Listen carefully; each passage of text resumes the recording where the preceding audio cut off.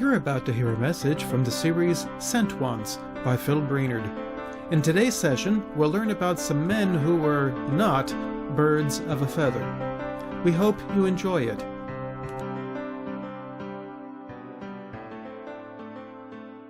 We've all heard the saying, birds of a feather flock together. As many of you know, I'm always a little curious when I hear an interesting saying, so I like to find out where the saying comes from. In this case, no one knows for certain. Some people think it goes back to the 1500s. Others think it goes back as far as Plato, around 300 BC. We're going to be hearing that phrase a lot today. No one knows for certain. As far as the saying goes, we don't know where it comes from, but most can figure out what it means. Birds from the same species are often seen in groups. It might be ducks. It might be seagulls. It might be pink flamingos. If you ask why birds do this, we can guess, but once again, no one knows for certain. Maybe birds hang around in groups because it's easier to find a mate. However, some birds, like pigeons, mate for life. Once they find a mate, they don't need to look anymore. And pigeons keep hanging around each other, even though they found their mate. In the end, no one is exactly certain why birds of a given species hang around together. Of course, the phrase is applied to people, and there it makes sense. If people have a strong interest in something, they like being with others who have the same interest. We're in our series, The King and I. Matthew tells us about the King of the universe. We're working our way through Matthew's book about the life of Jesus. We're now in a sub-series called Sent Ones. Jesus wanted the world to hear his message, the gospel. So he chose 12 special men that he would send out to do it. So far, we've met Peter and Andrew, James and John, Philip and Bartholomew. In our last session, we met Thomas. Today, we're going to meet 4 more of these men. Matthew, the tax collector, James, son of Alphaeus, Thaddeus, and Simon the Zealot. These men have at least 2 things in common. First, we don't know much for certain about any of them. Next, unlike birds of a feather, what little we know about them would normally make them avoid each other, rather than hang around together. Today, our message has the title, Birds Not of a Feather. Let's try to meet these men. We'll start with Matthew. Now, before we start, someone will surely jump in. And they'll say, wait a minute, you said we don't know much about these men. Isn't our series called The King and I? Matthew tells us about the King of the universe. Whenever you start a message in this series, you mention that we're working our way through Matthew's book. So what gives? The man has written one of the books of the Bible. Surely we know a lot about him. Well, that all sounds very reasonable, but it would be wrong. It is true that Matthew wrote a whole book of the Bible, but here's the thing. In that book, he talks very little about himself. There is something we can guess based on that. Matthew appears to have been a very humble man. We don't know for certain, but it seems Matthew was a man who cared much more about Jesus and his story than he cared about himself. Now, we all know people who take selfies, right? If those people run into a famous person, they make sure that they get a picture that includes themselves along with the celebrity. Then they share it with all their friends. Or maybe we could use journalists as an example. We've all seen news shows where a reporter interviews a famous person. The famous person sits on one side. The interviewer sits on the other. The camera constantly goes back and forth between the famous person and the interviewer.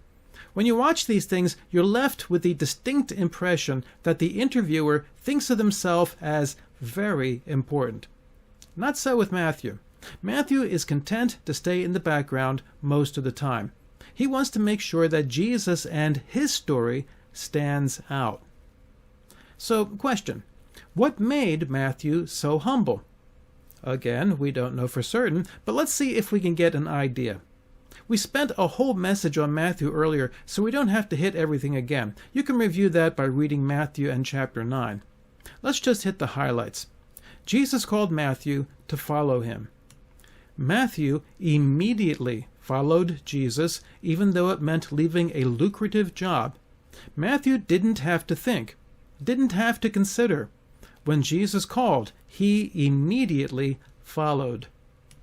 And he followed at great cost. His job paid a lot of money, and there were surely others in line happy to fill his position. Once Matthew left, there was no going back. Matthew understood who Jesus was and what Jesus was offering him. After leaving everything to follow Jesus, Matthew threw a party and invited all his friends. It appears that he shared a quality with Andrew and Philip.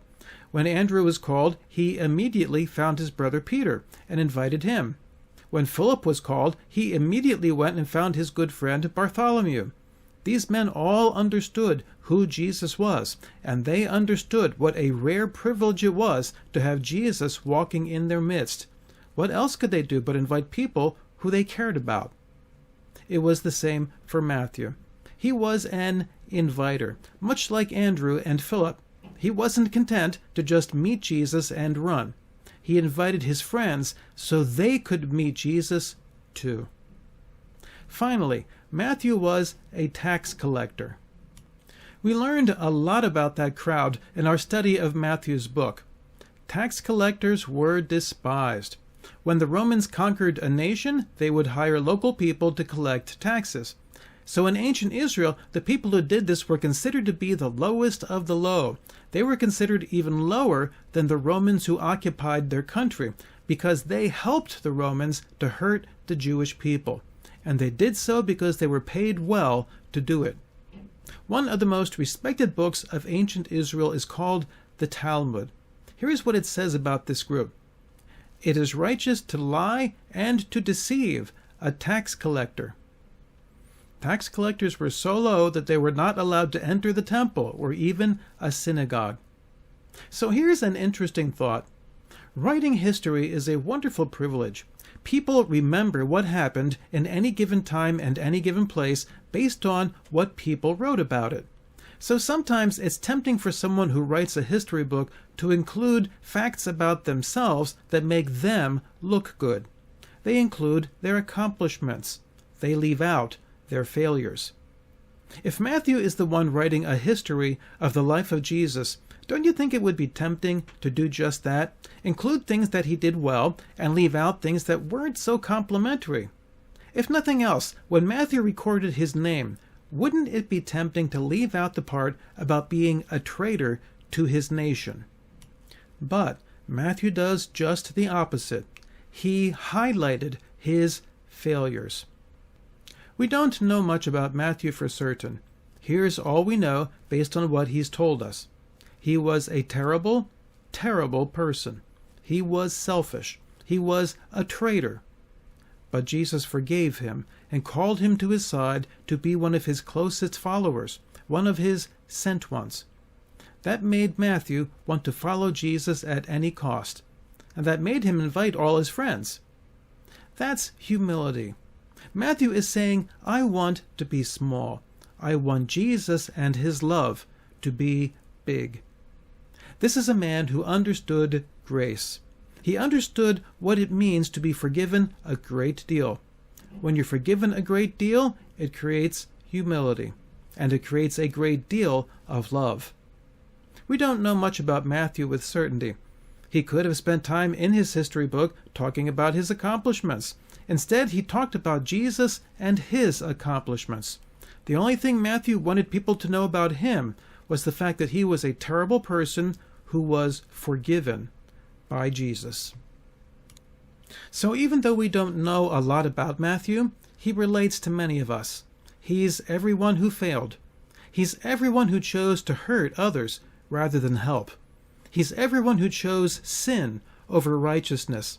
He's everyone who chose evil over good. He's everyone who did all those things, but then met Jesus. Have you met Jesus? Let us tell you how. There will be some important information at the end of this recording.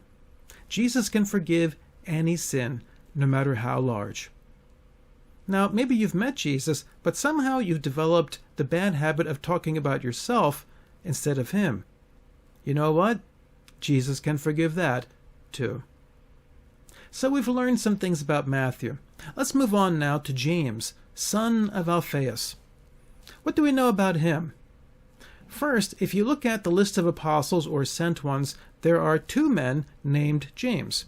There is James, the son of Zebedee, and the brother of John.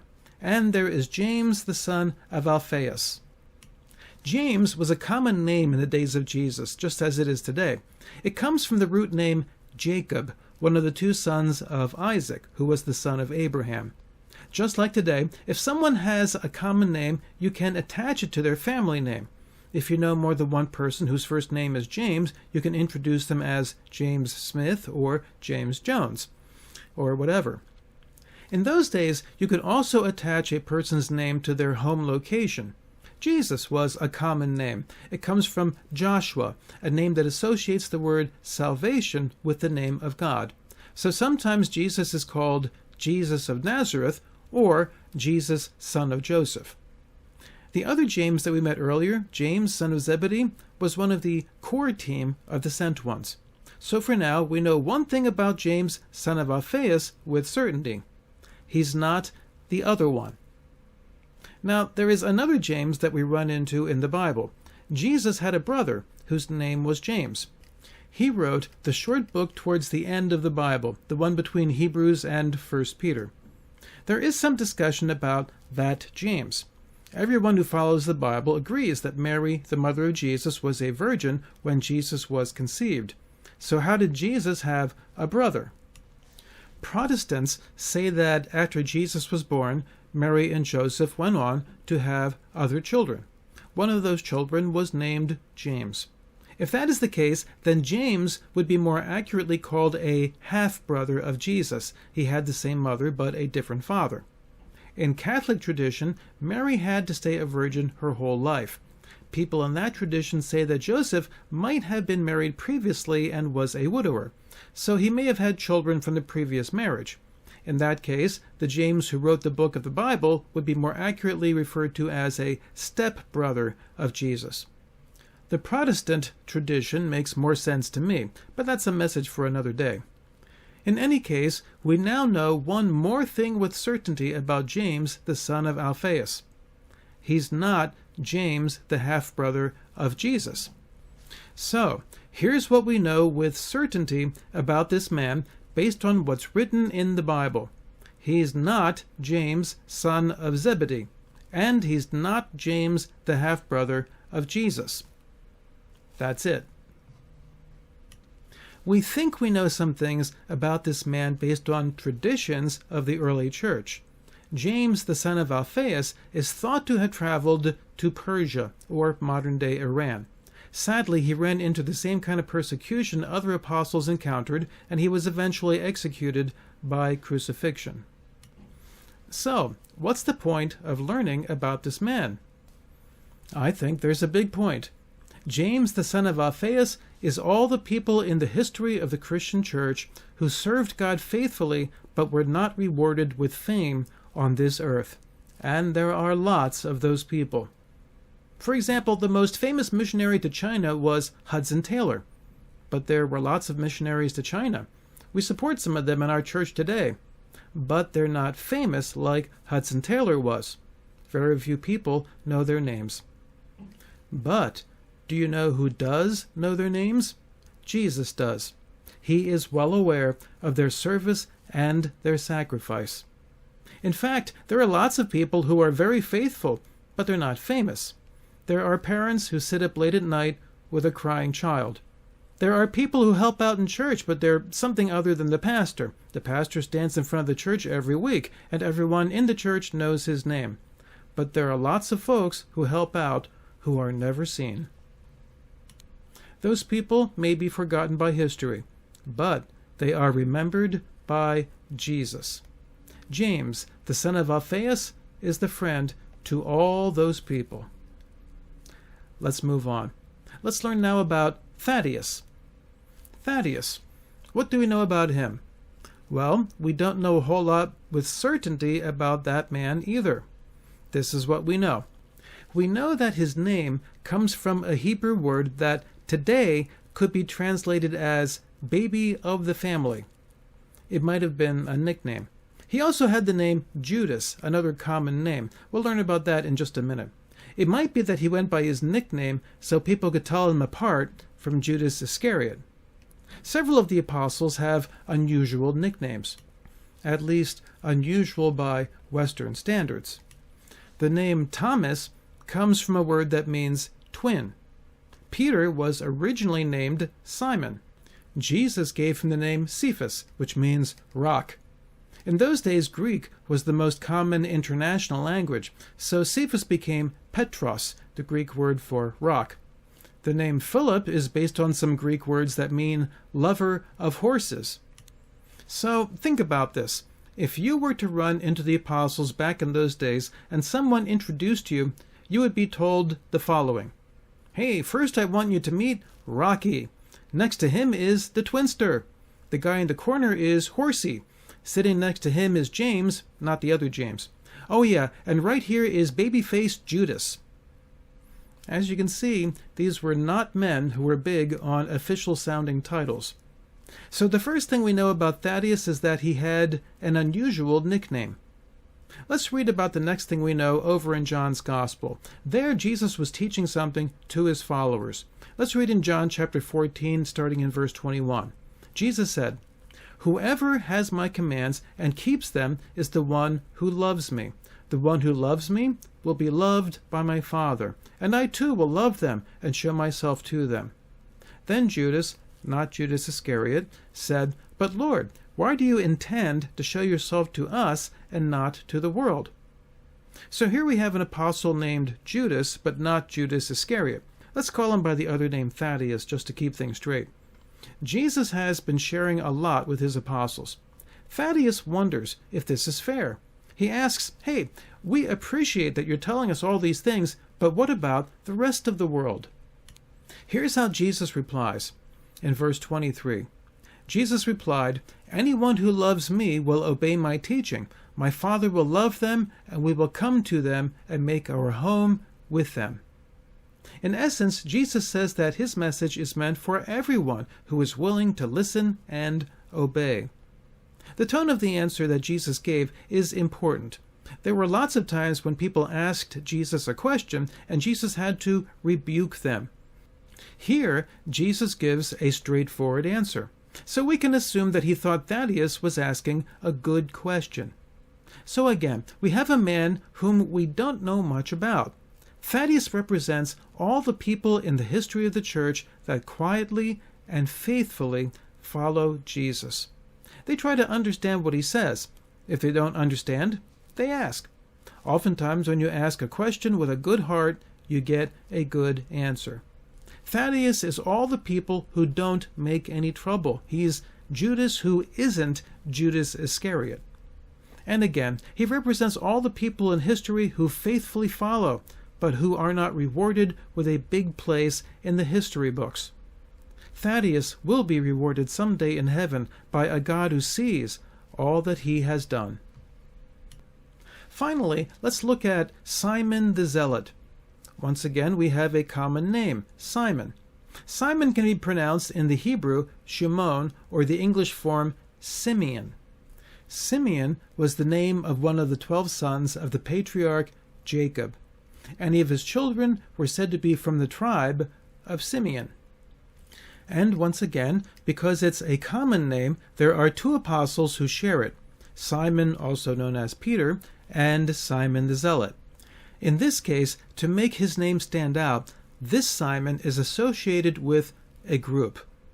In ancient Israel, there were 4 major religious groups: the Pharisees, the Sadducees, the Essenes, and the Zealots. We've been over these groups in the past, so let's just review the Zealots.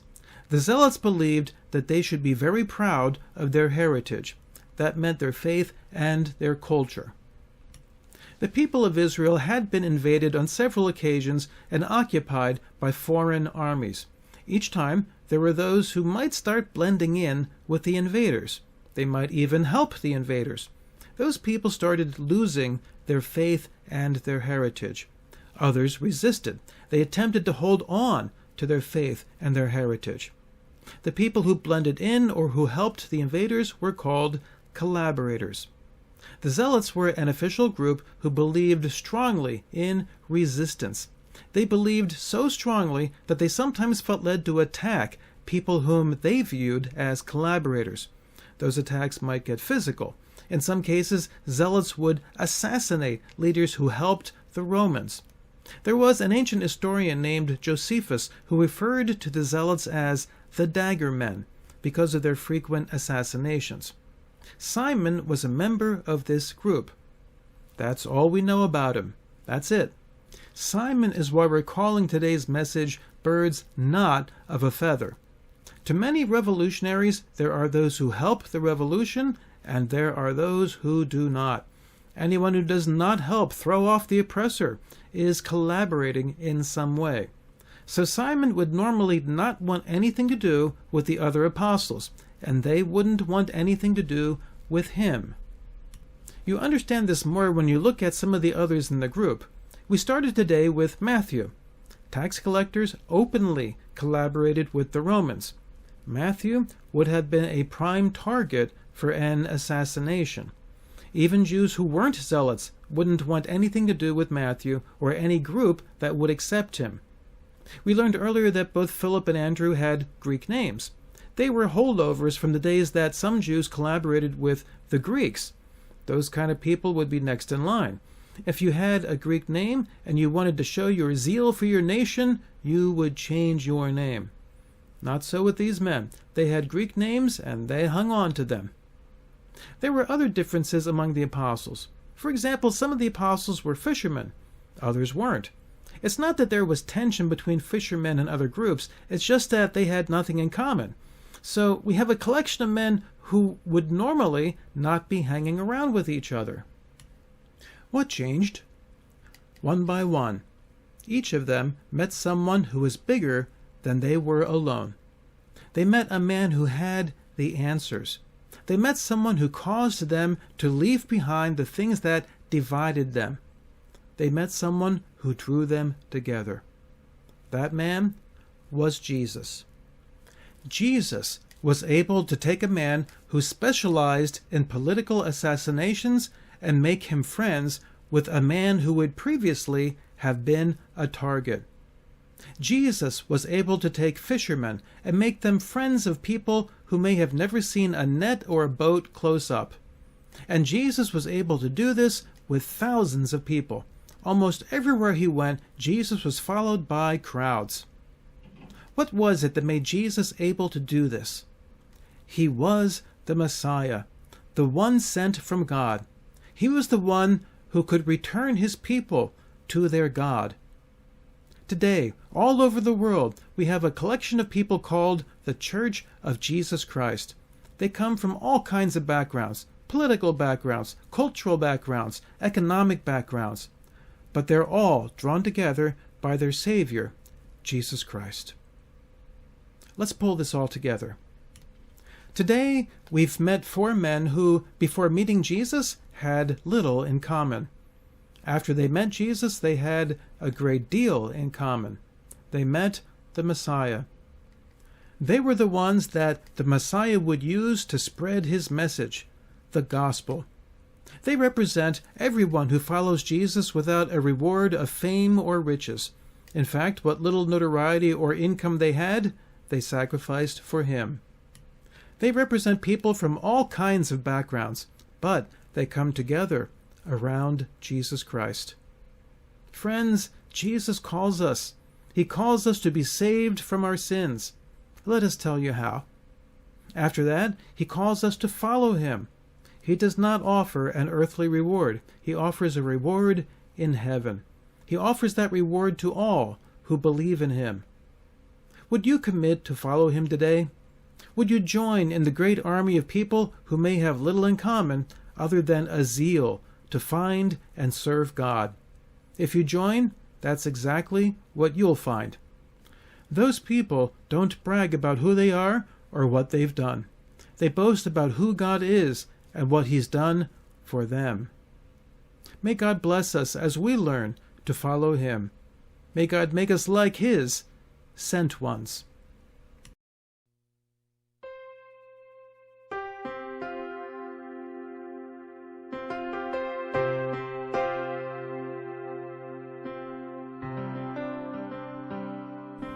You just heard a message by Phil Brainerd, Birds Not of a Feather.